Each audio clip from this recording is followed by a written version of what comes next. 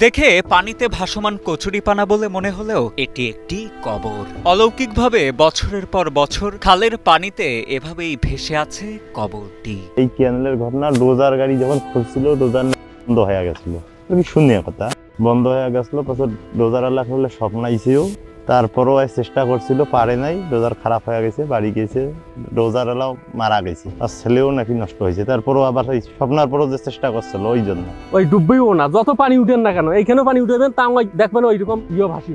বন্যা কিংবা খরস্রোত তো দূরের কথা, স্থানীয়দের দাবি বুলডোজার দিয়েও সারানো যায়নি এ কবরটিকে। কবরটির কাছাকাছি গিয়েই বন্ধ হয়ে যায় বুলডোজার। এমনকি বর্ষা মৌসুমে খালে পানি বাড়লেও কবরটিকে কখনো ডোবানো যায় না বলে দাবি তাদের। আর এই কবর দেখে যায় 10 টাকা খাইছি, এই কবরের আসলে টাকা উঠিয়েও যে খাইছি, তাইও মারা গেছি। একদিন ডোজার লাগে দিয়ে গেছিল জোর করিয়া, ওনার ছেলে ভাই শেষ। অলৌকিক এই কবরটি নীলফামারীর কিশোরগঞ্জ উপজেলার শীত রাজীব সরকার পাড়া এলাকায়। এলাকাবাসীর দেয়া তথ্যের ভিত্তিতে জানা যায়, কবরে শায়িত মৃত ব্যক্তির নাম দেবারউদ্দিন হাজী। একসময় এলাকার একজন প্রভাবশালী ও ধনাঢ্য ব্যক্তি ছিলেন তিনি। এলাকার কল্যাণে নিজের 82 একর জমি দান করে পায়ে হেঁটেই তিনি হজ পালন করতে চলে যান সৌদি আরবে। দেশে ফিরে শেষ নিঃশ্বাস ত্যাগ করলে পরিবারের লোকজন তার দাফন সম্পন্ন করেন তার নিজ জমিতেই। পরবর্তীতে 1984 সালে তিস্তা সেচ প্রকল্পের আওতায় খাল খনন করা হলে কবরটি পড়ে যায় খালের মাঝে। স্থানীয়রা জানান, সে সময় কবরটি স্থানান্তরের চেষ্টা করা হলেও ব্যর্থ হন সংশ্লিষ্টরা। সেই থেকে আজও কবরটি রয়ে গেছে খালের মাঝেই। বিস্ময়করভাবে খালের পানি বাড়লেও ভেসে থাকে কবরটি। আমরা যখন ছোটবেলায় এখানে গোসল করতাম, আমরা দেখতাম যে এই কবরটা ভেসে উঠতো একবারে। কবরের আশপাশে যে ঝাড় বা ইয়েগুলো আছে ওগুলো সব কবরটা ভেসে ওঠে। আবার যখন মনে করেন পানি শুকিয়ে যায় তখন কবরটা আর কি স্পাকে ডাবি যায়।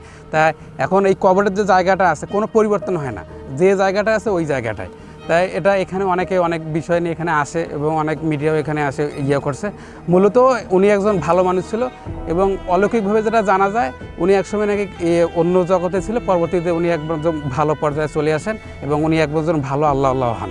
উনি অবশ্যই ভালো লোক ছিলেন, উনি জান্নাতবাসী হোক। আমরা তার উত্তরসূরি, আমরা আল্লাহ তাআলা যেন তার ওসিলে আমাদেরকে ভালো রাখেন। কবরে শায়িত দেবার হাজীর বংশধরেরা জানান, অত্যন্ত ধর্মপ্রাণ ও কামেল ব্যক্তি ছিলেন তিনি। কেউ কবরটির ক্ষতি করতে চাইলে স্বপ্নযোগে ভয় ভীতি প্রদর্শন ও ক্ষতি করার জনশ্রুতিও প্রচলিত আছে গ্রামটিতে। তাই কবরটির আশপাশে সচরাচর কেউ যান না বলেও জানান এলাকার অনেকে। এলে এটা গোড় থাক, তোমরা ছাড়ো, মাটি কাটা বাদ দাও, দেওয়ার পর পানি এলে ওটা ঢলকি যায়, পানি ছাড়ি দিলে পানি ভাসি যায়, তো গোড় ভাঙ্গে না।